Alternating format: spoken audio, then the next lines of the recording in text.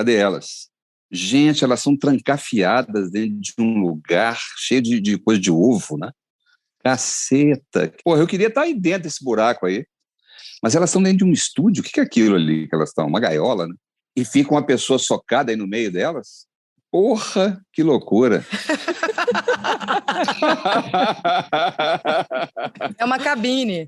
Dentro do meu quarto, Grace. Olha, sensacional. É a solução do casamento. A pessoa que faz um negócio errado fica aqui presa no cantinho pensando. Espetacular. Vou mostrar isso pra Cissa agora. Fazer isso aqui em Lisboa. Outro dia eu falei para uma amiga minha que a cabine era a embaixada de mim mesma, dentro da minha casa, que quando eu quero ficar sozinha... Que massa. Lá vem elas, lá vem elas. Deixa falar, melhor deixar. Você acha que vai dar primeiro turno? Ô Maria, eu ia perguntar isso para vocês, porque vendo daqui, eu fico achando que vai. Agora, quando eu fui para o Brasil da outra vez, eu achei que não. Sei lá, o Brasil aí é diferente do que o Brasil aqui. Deve ser diferente. Que doido. Porra. Eu acho que agora, essa semana, com a liberação da matéria, né, dos imóveis todos... O livro da Juliana Dalpiva foi matador. Só que não é matador. Nada mata essa gente. Nada mata, nada cola nessa gente. Eu fico vendo essa porra do Cláudio Castro, com essas denúncias todas. Nada cola no sujeito. É estranho demais, entende? É estranho demais. A gente sempre tem essa história, né? Porra, como é que pode 30% apoiar o Bolsonaro e tal? Mas eu comecei já a entender essa história de que o que ele fala tem uma repercussão positiva. Mesmo aquele negócio do imbrochável, você fala, pô, como é que o cara chega nisso? É porque ele sabe que isso dá certo. Tem uma galera que acha que isso é do caralho. Eu fico vendo a Regina Duarte, dá vontade de entrar naquele negócio da Regina Duarte e falar assim, enxerga, mulher, não é possível que você acredita nisso, porra. E ela acredita. Ela acredita até no imbrochável. Acho que a Regina deve ficar gritando, imbrochável, sabe? Gente, que tristeza, Regina. Sabe que eu fico triste com a Regina? Me dá realmente tristeza. Hoje eu li um negócio que, assim, eu me identifiquei demais, eu me identifiquei muito. Um texto da Tati Bernardi. Maravilhosa. Esse texto dela é um texto incrível. Ela fala do debate que o Lula teve aí na Band, né? Ela fala, pô, eu sei que te instruíram para você ser o amor vencendo o ódio, mas a gente, Lula, nós estamos com você porque a gente quer que o ódio vença o ódio. A gente não quer essa porra de amor vencendo o ódio, a gente quer que o ódio vença o ódio, entendeu? A Regina não me deixa triste, a Regina me dá um ódio. Eu tinha que ter excluído às vezes a gente já. se envolve. Eu, às vezes, respondo coisas em Instagram de bolsonarista, alguém faz um comentário, eu respondo. Quando eu vejo, eu tô assim, na 8ª resposta, eu falo, gente, eu tô aqui há 45 minutos discutindo com uma pessoa que eu não sei quem é. A Bel vê negócio de espinha, com gente espremendo espinha, não vai, a Graça não pode ver a Regina Duarte. Tudo é escatologia. Falando em escatologia, quando eu fui ser secretário de Cultura aí naquele período no Rio de Janeiro, também foi um período curto também, eu tinha uma coisa, eu sempre tive, eu não consigo ficar engolindo nada. Eu vou para a internet e eu respondo tudo. E alguém me chamou, o pessoal da comunicação, e disse, olha, o senhor é um secretário de Estado, o senhor não tem que ficar respondendo tudo que aparece. Eu não aguentava, eu respondia tudo. E um dia tinha um cara que sempre me mandava alguma coisa, críticas assim, pesadas sobre o teatro municipal e tal, e ele assinava assim, funcionário estatutário. A dizer, o senhor não sei o quê, o senhor teve não sei o quê, sem mais funcionário estatutário. Coisa rodriguiana. Rodriguiano. Aí um dia eu respondi para ele assim, funcionário estatutário, vai para casa do caralho. Só que embaixo disso tinha Antônio Graça, secretário de Estado de Cultura do Rio de Janeiro. E aí estava lá tudo timbrado com aquelas coisas todas. Aí o cara... Vai pra puta que pariu timbrado é maravilhoso. Vai pra casa do caralho. Vai pra casa do caralho timbrado. E o cara lá da Procuradoria me procurou e falou, olha, o senhor realmente não tem menor... Isso aí não pode. E, de fato, eu estava errado. Eu tinha que ter mandado isso no meu coisa privado, não no da Secretaria de Estado. Aquilo ali me deu um tranco, assim, mas eu não me contive, não. Eu sempre respondo. Você me deu uma deixa boa para eu cortar. Você é um ator premiado, fodaço, que tem uma história linda no Teatro Mineiro, que veio para o Rio e que sempre foi muito politizado, mas uma hora você realmente entrou para a política. Deu alguma treta na sua cabeça? Isso sempre foi bem resolvido? Você acha que é possível? Você acha que essas coisas têm conflito? Como é? Não, deu uma treta, sim. Embora eu sempre tentei olhar isso como um conjunto de coisas, assim. Eu sempre olhei para a minha vida pensando da época que a gente tinha aí o pessoal do cabaré, aí no Rio, né? O grupo que a gente tinha com o Buza, com a Gilda e tal. A gente fazia tudo, a gente fazia bilheteria, o Boderô, a gente fazia a produção toda. Eu nunca me contive em estar só em cena. E entender o mecanismo da coisa toda sempre foi uma coisa muito instigante para mim. Claro que nisso aí que você está perguntando tem uma outra, né? Porra, é uma outra dimensão assim, muito maior desse negócio. Mas, para mim, foi sempre um desafio poder equilibrar, sabe?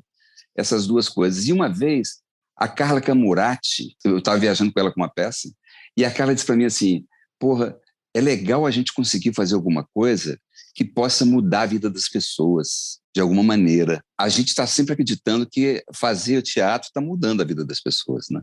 E tem uma hora que você fala assim, porra, mas ainda não é a mudança que eu quero. E tem uma hora que deu um tilt mesmo, que eu falei, porra, em alguns momentos você tem que optar por uma coisa só, sabe? Uma coisa que ficou marcante para mim, quando o Lula estava formando o governo em 2003, a gente foi para Brasília, que teve aquela história de montar o governo, né, o ministério. Na transição, eu fui para lá, o Gil tinha me chamado para ser o presidente da Funarte, e aí a gente estava naquela conversa e o Lula convidou o Márcio Tomás Bastos para ser o ministro da Justiça. E o Márcio Tomás Bastos era um grande advogado e tal. Já tinha o seu escritório muito considerado. O cara perguntando, por que você topou ser ministro da Justiça? O Márcio disse assim, por vaidade. Que maravilhoso. Por vaidade. É um convite desse é tão tentador que a gente não pode recusar. Ele foi muito, muito sincero, né? Assim, foi bacana isso. E se o Lula te chamasse para ser ministro da Cultura? Nem pensar. Não? Eu toparia ser embaixador do Brasil em Portugal. Você está em Inhotim ainda, você está morando em Lisboa, mas você continua, de alguma forma, ligado a Inhotim, né? Na verdade, agora eu não estou ligado mais ao Inhotim. Eu fiz um trabalho no início do ano, né, de passagem para as coisas para cá, muito olhando a questão de captação internacional e tal. Mas aqui eu a gente acabou pegando um espaço que eu sempre quis, quando voltasse um dia para Lisboa, estar ali naquele lugar, que é na LX Factory. Que é o máximo. Eu quero fazer o Pós-F aí, Graça, me ajuda. Uai, então você vai fazer com a gente. Eu quero muito, na LX Factory, porra. Então ali pintou um negócio com meu amigo Zé Pinho, que tem a livraria mais linda do mundo para mim, que é a Ler Devagar. Que tem o nome mais lindo do mundo, Ler Devagar. E na Ler Devagar, o segundo andar, o mezanino da Ler Devagar, é nosso. Nós criamos lá o Espaço Talante. Então, eu estou lá com um projeto incrível. Estamos fazendo agora uma exposição de fotografias do Agualusa. Vou fazer agora, na outra semana, uma tertúlia com o Agualusa, um músico que ele está trazendo. O que é tertúlia mesmo? Tertúlia aqui é como se fosse aquele sarau, né? Que você junta poesia com música. Tipo os cabarés do Domingos. Tipo os cabarés do Domingos. O Espaço Talante lembra muito a Casa da Gávea, porque é no segundo andar da livraria Ler Devagar e tem escada e não tem elevador. Aquele problema todo da Casa da Gávea a gente está enfrentando aqui de novo. Para completar, o Paulo Betti está vindo para cá agora. Gente! O Paulo Betti está vindo para cá agora em outubro e a gente combinou de fazer um negócio no nosso espaço. Aquelas lives que a gente fazia aí pela internet, a gente vai fazer. Vocês têm que fazer disso um programa, Graça. Vocês têm que. Isso é muito bom, você e o Paulo. Muito bom. Vamos imitar vocês duas. Tudo isso que a gente está falando está sendo gravado já? Tudo está sendo gravado, é bem domingo. Caraca, porra. E aí eu te mando depois. Talvez a Regina Duarte te processe. Não, então. Toda parte que a gente é escrotinha, Toda a gente parte corta. que a gente é muito escrota, a gente corta. Mas o que eu queria que ficasse é aquela assim, o ódio vai vencer o ódio. Aquilo é muito bom. Aquilo é muito bom. A coisa mais maravilhosa, outro dia eu ouvi uma crítica genial do Ciro, né? Falando que o Ciro fica falando da polarização do ódio, da polarização do ódio. O Ciro é o ódio em forma encarnado, é o ódio encarnado. É o ódio em forma de ser humano, gente. Não, uma loucura. Vamos admitir que a gente odeia todo mundo mesmo. Para de ficar falando com esse papinho de que o Ciro odeia todo mundo. Não, e a coisa mais louca que ele fica dizendo agora é que o PT é fascista porque está pregando o voto útil. O que ele fez em 2018, o tempo inteiro, foi pregar o voto útil. Exato. Ele dizia que tinha que votar nele porque ele era o único capaz de derrotar o Bolsonaro. O que é isso? Não é voto útil? Ele fez isso o tempo todo. E aí ele virou um mico, viu? Agora, assim, para mim... O azar do Ciro é que ele é contemporâneo do Lula e ele não tem como resolver isso. Só quando ele nascer de novo. Agora, o grande momento para mim na eleição, na campanha eleitoral, foi aquele desatino dele de chamar para um debate o Gregório do Vivier. Porque o Gregório jantou o Ciro de uma maneira tão incrível, porque o Ciro entrou com aquele salto alto, aquela prepotência, aquela presunção toda dele, achando assim, a coisa que eu estava dizendo do preconceito com o artista. Do ator, né? O Ciro entrou meio assim, você é um comediante, mas quando você entra no campo da política, o campo da política quem entende sou eu. O papo do Ciro era esse com o Gregório. E o Gregório acabou com ele. O Gregório mostrou para ele que quem entende de política é o Gregório, não é o Ciro. Sim. Não é o Ciro. Eu gostei muito, achei assim, um grande momento da eleição para mim foi aquilo. Eu falei, puta merda. Depois daquela, ele tinha que ter desistido ali e falado, olha, tudo bem, eu estou com a cabeça ruim. É a coisa também do cara ter, né, o cara sacar que está num momento que não deu, então vou embora. Né? Tipo o Brizola, né? Tipo o Brizola fez. Tinha uma... E o cara, eu me lembro muito de uma história, eu não sei se eu contei isso quando a gente teve aquela conversa, aquela live nossa lá atrás. Sim. É que uma das coisas que mais me impressionou no governo, assim, foi com o Gil, ministro.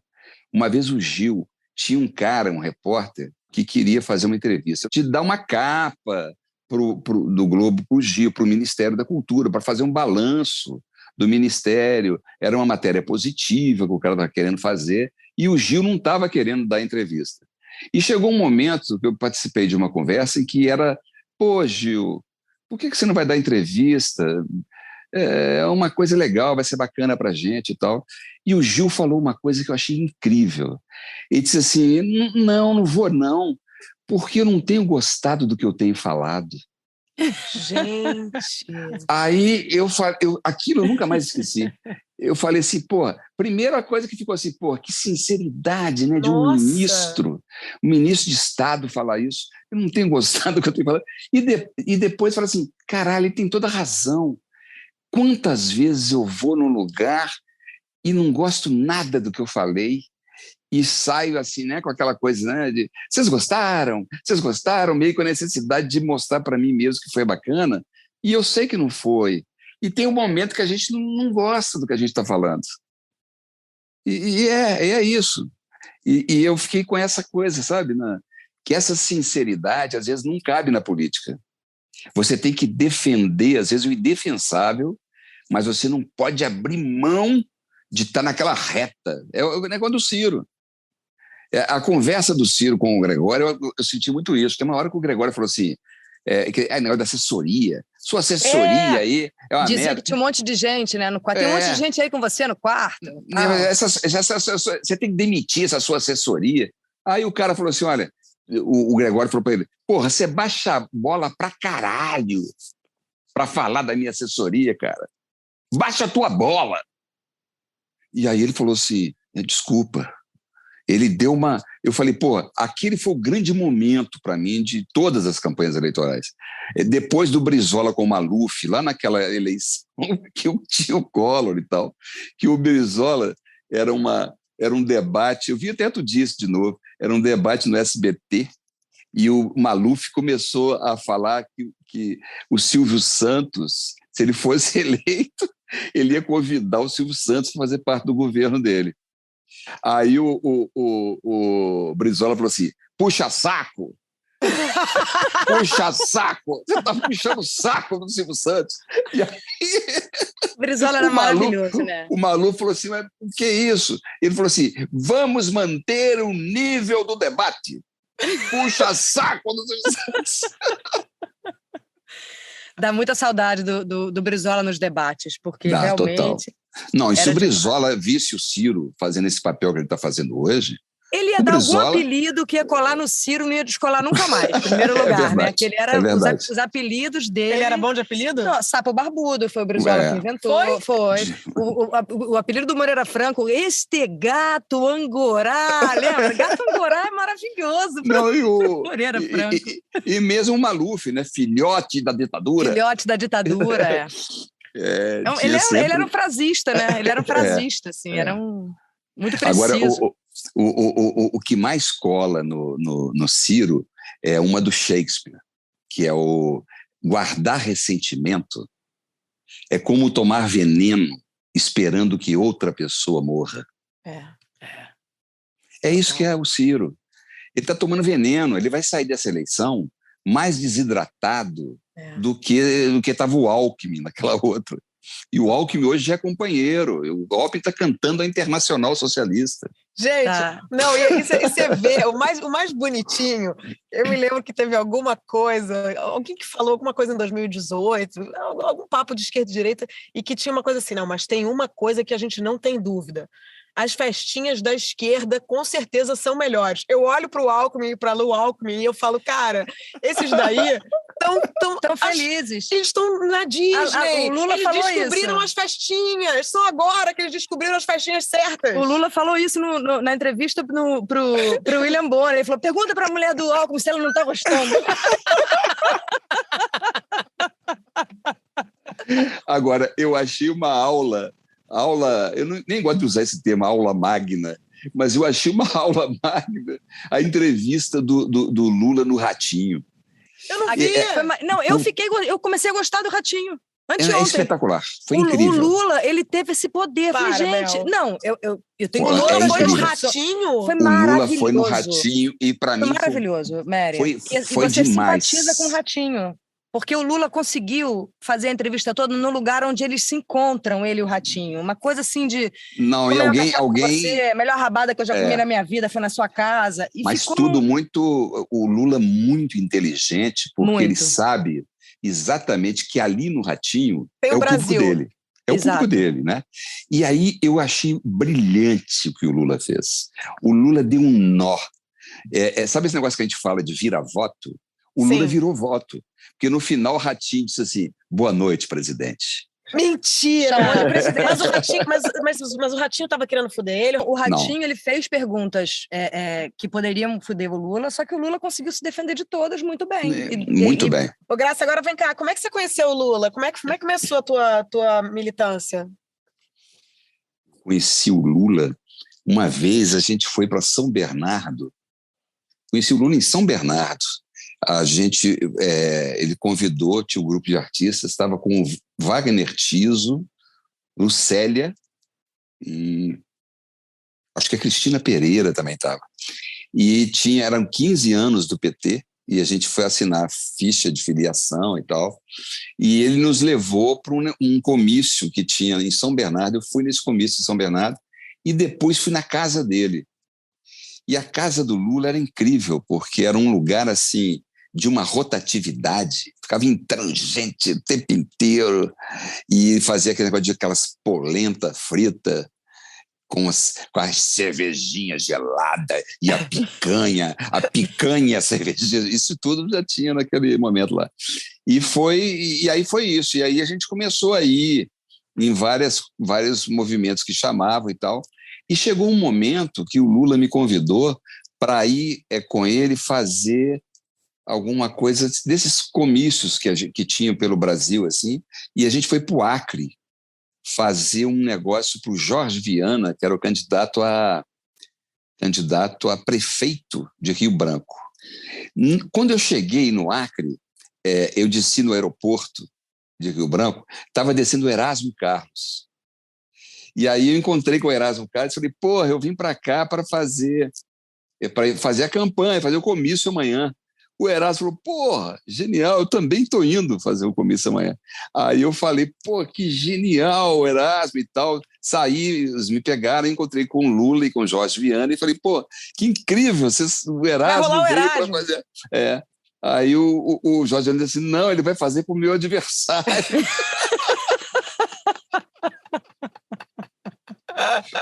Pro meu comício vai ser você. Eu falei, puta que pariu, eu não sei nem cantar, eu num comício, o Erasmo Carlos no outro, você imagina. É óbvio que ele perdeu aquela eleição. Por sua causa. Se fosse hoje, não poderia, né? Porque não pode mais cantar, não né? Pode mais. Ainda bem, para que ele ia cantar, não? A gente foi no comício do Freixo essa semana, Bel e eu, anteontem. Foi quarta-feira. Quarta-feira, eu tô com esse negócio da minha ida 20 horas. Tá fora do fuso. Eu tô fora do fuso, Portugal. Mas aí tava o Gil e o Caetano, e a Sandra de Sá, e a Fernanda Abreu, um monte de gente no palco. E na plateia, Cristina Pereira, Paulo Betti e Cláudia Abreu. E Dada Coelho. O Paulo me falou. Mas no palco estava essa galera. E aí, uma hora, e quem apresentou foi Camila Pitanga e Antônio Pitanga. E uma hora, a Camila falou, Caetano vai cantar e tal. E aí rolou esse momento, não pode cantar. Mas Benedita cantou.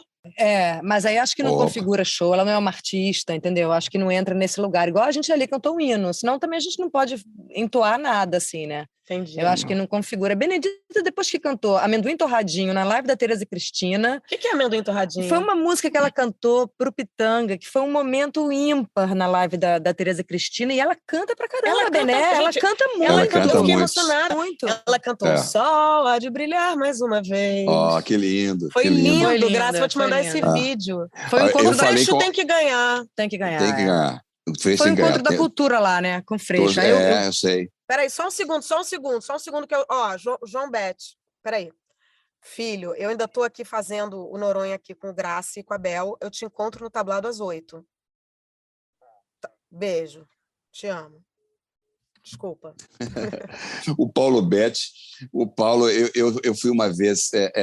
meio que instruí o Paulo a como conquistar a Maria. Eu consegui fazer o Paulo alugar um flat ali no Leblon, e depois uma coisa que foi um trabalho difícil para mim, chamar a Maria para jantar no Antiquários. Aí eu falei, pô, você tem que fazer isso, cara, você tem que ir lá no Antiquários.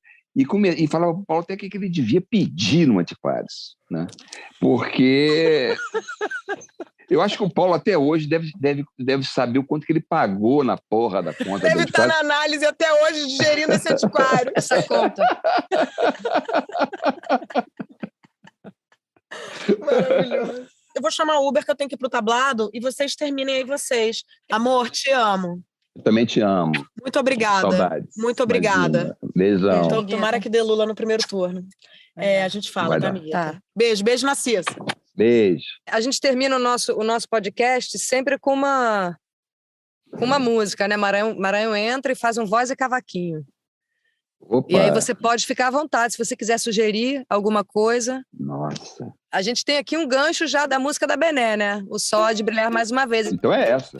O sol há de brilhar mais uma vez. O sol há de brilhar mais uma vez. A luz há de chegar aos corações do mar. Será queimada a semente, o amor será eterno novamente. Eis o juízo final,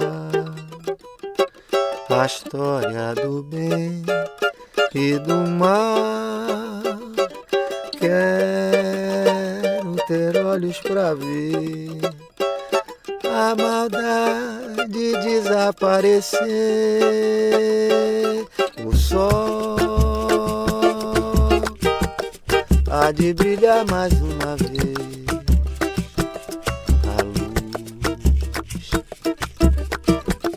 Há de chegar aos corações do mar. será queimada a semente do amor. Será eterno novamente o amor. Será eterno novamente.